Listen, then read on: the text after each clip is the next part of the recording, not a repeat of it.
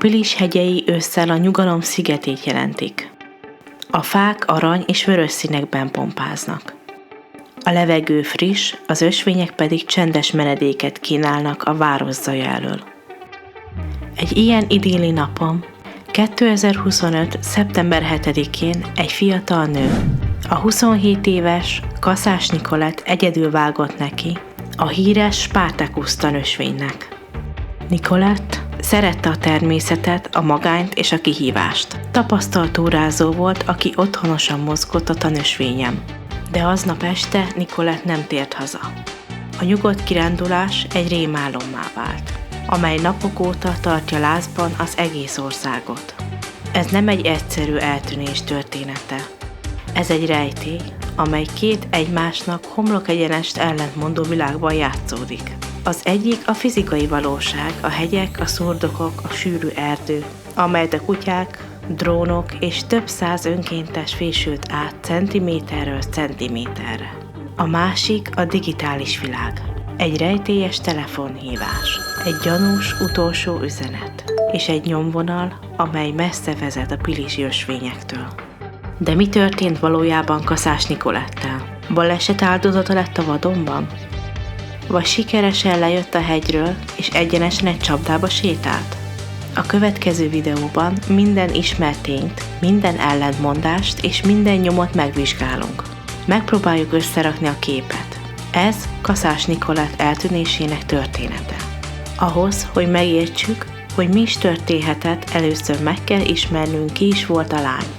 Kaszás Nikolett 27 éves. A rendőrségi személyleírás szerint 160 cm magas, vékony testalkatú, sötétbarna hajú és barna szemű nő. Budapesten a 8. kerületben él albérletben, de szorosan kötődött a családjához, akik Monoron laktak. Egy bőrdíszműves cégnél dolgozott, ahol megbízható, precíz munkavállalónak ismerték. Soha nem hiányzott igazolatlanul, de az igazi szenvedélye a természet volt. A barátai és családtagjai egyöntetűen tapasztalt rutinos túrázónak írták le, aki jól ismerte a Pilist, és nem riadt vissza attól, hogy egyedül induljon útnak. Élvezte a csendet, a magányt, amit az erdő nyújtott. Ez a tény kulcsfontosságú. Nikolett nem egy kezdő kiránduló, aki könnyen eltévedhet, ismerte a terepet és fel volt készülve a kihívásokra. A róla alkotott kép egy kiegyensúlyozott, stabil életet élő fiatal nőről árulkodik. Egyik ismerőse nagyon rendes lánynak nevezte. Egy olyan lánynak, aki biztos, hogy nem tűnt volna el egy szó nélkül. Egy az ügyben aktív eltűnt kereső, Nagy László szerint Nikolettnek nem voltak ismert problémái, vagy komoly párkapcsolati gondjai. Ez a stabil háttér teszi annyira valószerűtlenné azokat az elméleteket, hogy önszántából tűnt volna el, vagy hogy egy egyszerű, gondtalan baleset áldozata lett. Minél többet tudunk meg róla, annál kevésbé illik a képbe egy tipikus eltűnési eset. És annál inkább merül fel a gyanú, hogy valami külső, erőszakos beavatkozás történt.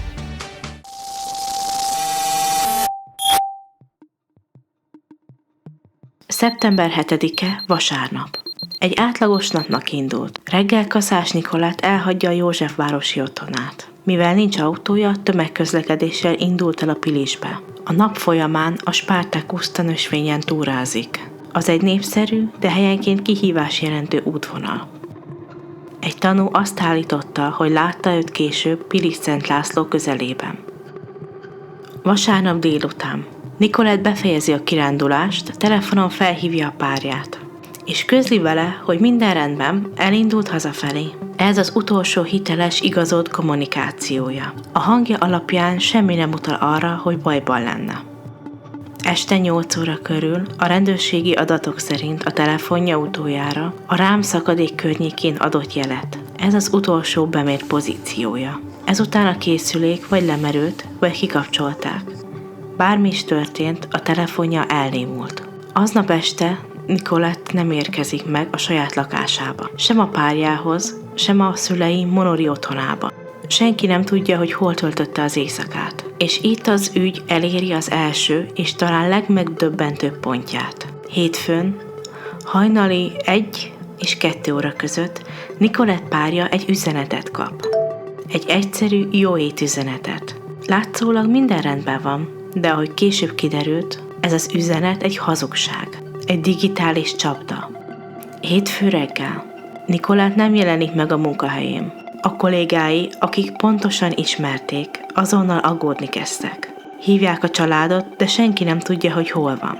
A telefonja ekkor már végleg elérhetetlen volt. A család a rendőrséghez fordult, és hivatalosan bejelentik az eltűnését. A nyomozás megkezdődik. Szeptember 9-én a budapesti rendőrfőkapitányság kiadja a körözést. A körözés kezdetben Budapestre és Pilisre koncentrál. Majd szeptember 11-én csütörtökön egy váratlan fordulat történt. Az ügyet áthelyezik a monori rendőrkapitánysághoz. Ez a látszólag bürokratikus lépés mindent megváltoztat. A nyomozás 180 fokos fordulatot vesz. A Kaszás Nicolette ügy legnyugtalanítóbb nyomai nem a sárban vagy az avarban, hanem a digitális térben rejtőzik. Ezek a nyomok nem egy eltévedt túrázóról, hanem egy hideg fejjel kalkuláló elkövetőről árulkodik. Kezdjük egy nyugtalanító információval, amely egy eltűnt személyek felkutatásával foglalkozó szakembertől, Nagy Lászlótól származik. Elmondása szerint Nicolette az eltűnése előtt egy rejtélyes telefonhívást kapott. Egy olyan számról, amelyet a rendőrség nem tudott lenyomozni. Mit jelenthet ez? Egy eldobható úgynevezett burner telefont, vagy valamilyen hívásazonosító technológiát. Bárhogy is, ez arra utal, hogy valaki, akivel Nicolette kapcsolatban állt, szándékosan próbálta elrejteni a kilétét. Egy előre megbeszélt találkozó volt a háttérben? Vagy egy titkos kapcsolat?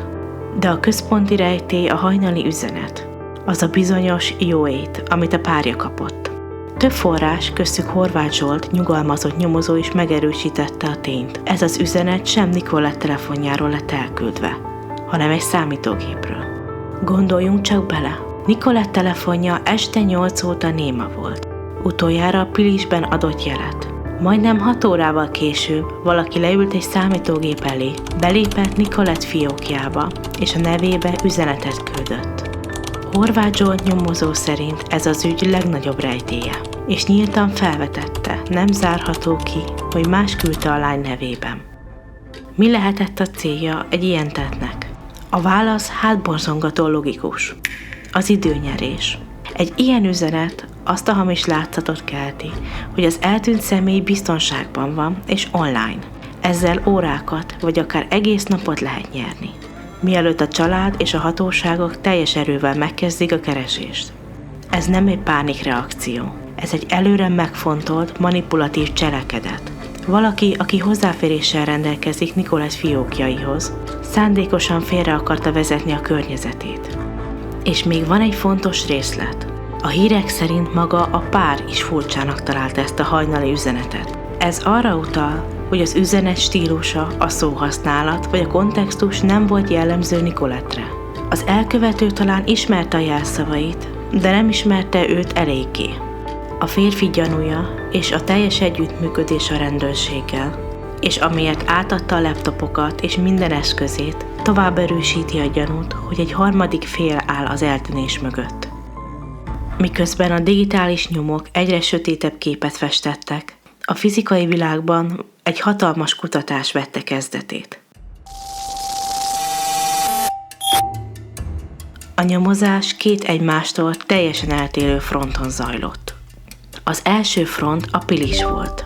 A Pest vármegyei kutatómentőszolgálat, a rendőrség és rengeteg önkéntes szó szerint a hegyeket mozgatta meg. Drónok zümmögtek a fák felett, a kutyás egységek minden nap sziklaüregeket kutattak át. A gyalogos csapatok pedig a legveszélyesebb szakadékos részeket is átvésülték. Napokon át tartott a megfeszített munka. A túrázó közösség is megmozdult. Sokan kifejezetten azért mentek a Spartacus ösvényre, hogy Nicolette nyomait keressék. Az eredmény? A teljes, megdöbbentő csend. Semmi. Nem találták meg Nicolettet. Nem találták meg a hátizsákját, a kulacsát, egyetlen ruhadarabját sem.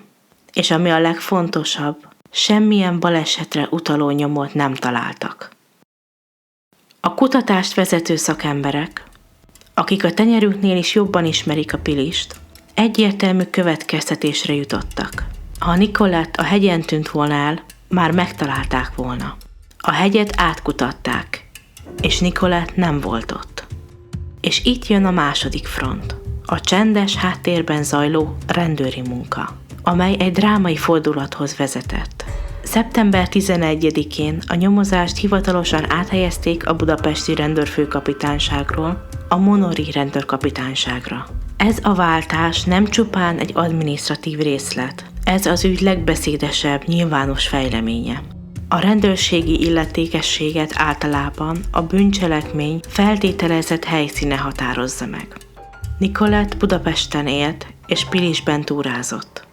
Az, hogy az ügyet Monorra szülei lakhelyére helyezték át, egyet jelent. A rendőrségnek erős bizonyítéka van arra, hogy valami ehhez a városhoz köti az eltűnést. A nyomozás fókusza eltolódott. Már nem egy eltévedt túrázót kerestek a vadonban, hanem egy olyan bűncselekmény nyomait, amelynek a szálai valószínűleg Monorra, a lány személyes kapcsolatainak hálójába vezetnek. A hegyi kutatás lezárult, de az igazi nyomozás talán csak ekkor kezdődött el. Az ismert tények alapján 3 lehetséges forgatókönyv rajzolódik ki, de a bizonyítékok súlya egyértelműen az egyik irányba mutat. Az első elmélet. A baleset. Lehetséges, hogy Nicolette megcsúszott egy meredek szakaszon? A Spartacus ösvénynek valóban vannak veszélyes részei, különösen esős időben, de az érvek ez ellen sokkal erősebbek. Nicolette tapasztalt túrázó volt. Az ösvény forgalmas, mégse látott senki semmit. A hatalmas kutatás szinte semmilyen nyomot nem talált. És ami a legfontosabb, a számítógépről küldött üzenet teljesen kizárja, hogy egy magatehetetlen, sérült személyről lenne szó. Így a baleset tényét szinte teljes bizonyossággal ki lehet zárni. A második elmélet, hogy önszántából tűnt volna el. Döntheted úgy, hogy új életet kezd. Ezt az elméletet szinte minden, a személyiségéről szóló beszámolót cáfolja. Egy megbízható, stabil, szoros kapcsolatokkal, kiegyensúlyozottnak tűnő nőnek mi oka lett volna eltűnni. A testvérének, Andreának és édesanyjának kétségbeesett nyilatkozatai azt mutatják, hogy ez a viselkedés teljesen idegen volt tőle. Egy eltűnést szervező ember miért bonyolítaná az életét egy ilyen átlátszó és visszakövethető digitális megtévesztéssel? Ez az elmélet is rendkívül valószínűtlen. És a harmadik elmélet, az idegenkezűség. Ez az egyetlen forgatókönyv, amely magyarázatot ad szinte minden rejtélyes elemre. A gyanús utolsó üzenet egy harmadik félre utal, aki időt akart nyerni. A lenyomozhatatlan telefonhívás egy titkolózó ismerős sejtet. A fizikai nyomok teljes hiánya arra utal, hogy a nőt elvitték a helyszínről. A rendőrség fókuszának Monorra helyezése pedig erősen arra utal, hogy a bűncselekménynek közel állt a lány múltjához és személyes kapcsolataihoz. Egyik barátnője nyíltan ki is mondta, szerinte valaki bántotta Nicolettet. Ez a legerősebb és a leglogikusabb elmélet. De még ha ez is a legvalószínűbb forgatókönyv, a legfontosabb kérdések továbbra is megválaszolatlanok. Mi történt este 8 és hajnali 2 óra között?